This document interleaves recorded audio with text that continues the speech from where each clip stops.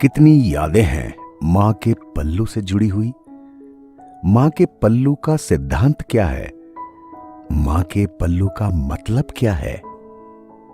मां के पल्लू का सिद्धांत मां को गरिमामय छवि प्रदान करने के लिए था। इसके साथ ही यह गर्म बर्तन को चूल्हे से हटाते समय गर्म बर्तन को पकड़ने के काम भी आता था। पल्लू की बात ही निराली थी। पल्लू पर तो बहुत कुछ कहा जा सकता है, क्यों?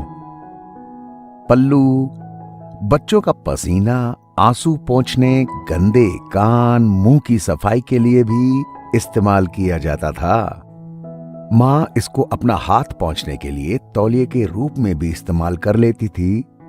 खाना खाने के बाद पल्लू से मुंह साफ करने का अपना अलग ही आनंद होता था। कभी आंख में दर्द होने पर मां अपने पल्लू को गोल बनाकर फूंक मारकर गरम कर कर आंखों में लगा देती थी और दर्द उसी समय गायब हो जाता था।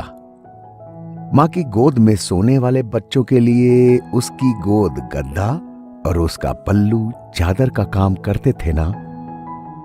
जब भी कोई अनजान घर पे आता तो बच्चा उसको मां के पल्लू के ओट से ही देखता था। जब भी बच्चों को किसी बात पर शर्म आती, वो पल्लू से अपना मुंह ढककर छुप जाते थे।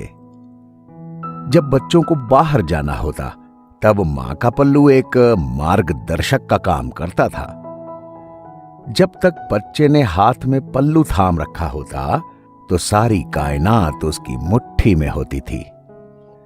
जब मौसम ठंडा होता था, मां उसको अपने चारों ओर लपेटकर ठंड से बचने की कोशिश करती थी।